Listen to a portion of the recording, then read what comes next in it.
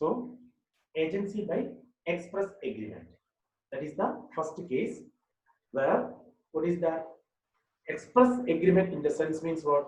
By words written or spoken. എഴുത്താലോ വാക്കാലോ ഉള്ള എന്തോ എഴുതി ഇതാകുന്ന കോൺട്രാക്ടിന്റെ ഇതിലുള്ളതാണ്. That is the agency by express agreement. The second one is agency by implied agreement.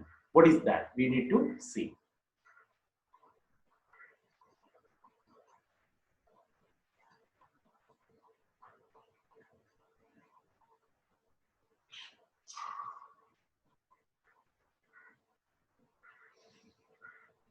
So, agency by implied agreement. When an agency arises from the conduct of the parties or inferred from the circumstances of the case, it is called an implied agency. So, either, so express means by words spoken or written. Implied in the sense means what? By the conduct of the parties. The parties to be conducted. Okay. Or inferred from the circumstances of the case. Situation. ആ സാഹചര്യത്തിനനുസരിച്ച് അല്ലെ അന്നേരത്തെ എന്താണ് situation എന്താണ് അതിനനുസരിച്ച് perform ചെയ്താൽ that is the case of agency by, it is an implied agency or agency by implied agreement. So when an agency arises from the conduct of the parties or inferred from the performance or the circumstances of the case, it is called an implied agency. And the major types of implied agencies are agency by estoppel, agency by holding out, agency by necessity, agency by operation of law. Three is there: agency by estoppel, agency by holding out, and agency by necessity. So what is agency by estoppel? Where a person knowingly permits another person to act as his agent, means where a person knowingly അറിഞ്ഞുകൊണ്ട് permits another person to act as his agent, he will be bound all those acts of that person. He will be responsible for the performance conducted by that person.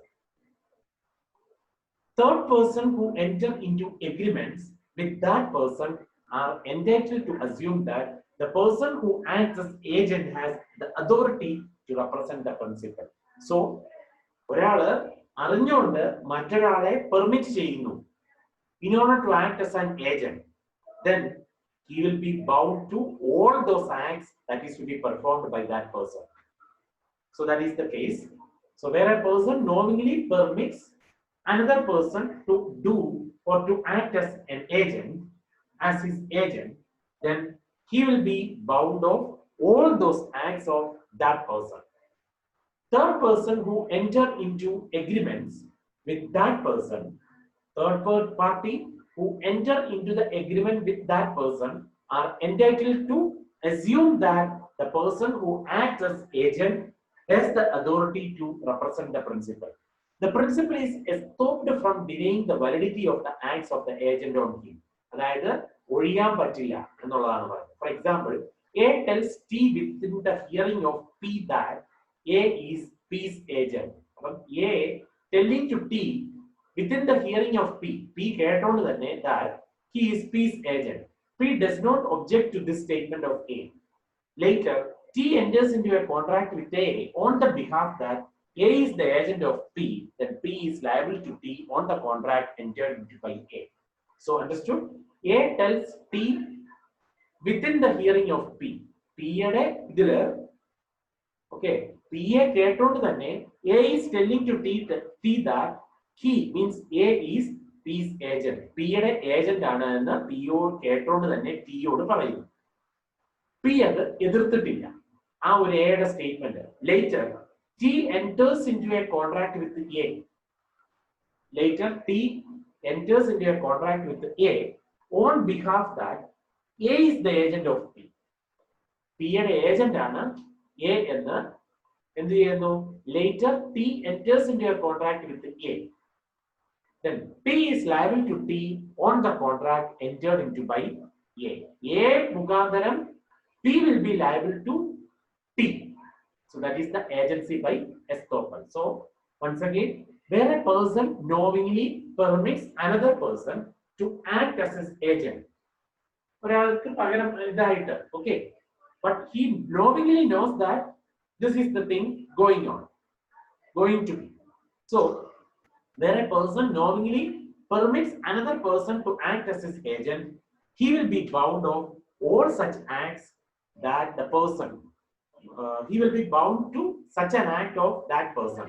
Means legally bound to. നിയമപ്രകാരം ഇതാണ് അയാൾ ചെയ്യുന്ന ഇതിനെല്ലാം ഉത്തരവാദി ആരായിരിക്കും? ആ വ്യക്തി. Because he knowingly knows that he is an agent of this. Then, such a case, the third person who entered into agreement with that person, the third person who entered into the agreement with that person are entitled to assume that the person who acts as an agent has the authority to represent the principal. അങ്ങനെ agent ആയിട്ട് act ചെയ്യുന്ന ഒരാൾക്ക് he is having the authority to, what is that? Authority to represent the principal also. So that is the case with the agency by estoppel. So once again, first is for agency by, what is that? Agency by express agreement. One is agency by express agreement. Then number 2, agency by implied agreement, where first case is, what is that? Agency by estoppel.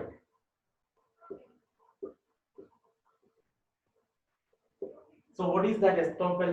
One person knowingly knows that another knowingly knows or knowingly permits, അറിഞ്ഞുകൊണ്ട് തന്നെ permit ചെയ്യുന്നു, permits another person to act as an agent, he will be bound for all such acts to be done by that person. The ആദ്യത്തെ വ്യക്തി, he will be legally liable in case whatever the other person is doing, he will be legally liable. Therefore, third person who enter into the agreement with that person are entitled to assume that the person who acts as an agent has the authority to represent the principal. Then, second, agency by holding out. This is the branch of agency by estoppel. It is a part of this. So, sometimes prior positive or affirmative act on the part of the principal may lead another person to believe that there is an agent-principal relationship. For example, P regularly purchases goods for him through his servant on credit from T. T in the കടത്തിന് എന്ത് ചെയ്യുന്നു? Through the servant, P is regularly purchasing goods. In such situation, T is entitled to believe that P's servant is the agent of P. അത് ഇതിന്റെ ഒരു branch ആയിട്ട് വേണേൽ പറയാം. അതായത് പിയുടെ ഏജന്റ് ആണ് P servant, because he is always taking goods from T on credit basis through his agent, so through his servant. So that is the case, agency by holding out and agency by necessity. Third is, so second is agency by holding out. And number 3, agency by necessity. ആവശ്യകത അതിനനുസരിച്ച്. Sometimes extraordinary circumstances require that a person who is not really an agent should act as an agent of another. Actually, he is not an agent of the other person, but he is acting as an agent. In such a case, though there might not have been an express or implied authority to do an act, the law implies such an authority in favor of that person. This is called agency by necessity. For example, this is to be explained through a case. A sent a horse with the railway. At the destination, nobody took delivery of the horse. Nobody is taking care or nobody is there to take care of that horse. The railway company therefore had to feed the horse. The court held that the railway company could recover the amount spent for feeding the horse. അത് railway കമ്പനിക്ക് നേടിയെടുക്കാം. Court എന്ത് ചെയ്തു? ഉത്തരവിട്ടു. So the court held that the railway company could recover the amount spent for feeding the horse because the company gets authority to bind the owner because of the emergency situation. Because as a necessity, ആവശ്യകത വന്നു അവിടെ. Isn't it? കുതിരയ്ക്ക് food കൊടുക്കേണ്ട ആവശ്യകത വന്നു because nobody is there to take care of that horse.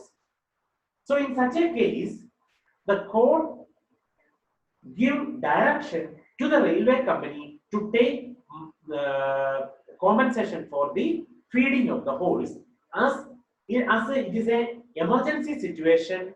In order to, on behalf of the owner, the railway company need to give food to the horse. So that is the case with the agency by necessity. So today, till this, I'm going to take today. So or I took it today till this part, and we will see in the later class the later part. So this is what are the types of agencies. So agency by express agreement, agency by implied agreement. Under that, agency by estoppel, agency by holding out, and agency in case of a necessity. So please go through the classes every day, and please comment to me personally that I saw the class today, and if there is any doubt, please clear at the same instance. Then only I can put the attendance for you people. So please do in that way. Please clear the doubts as and when possible. Thank you for the day.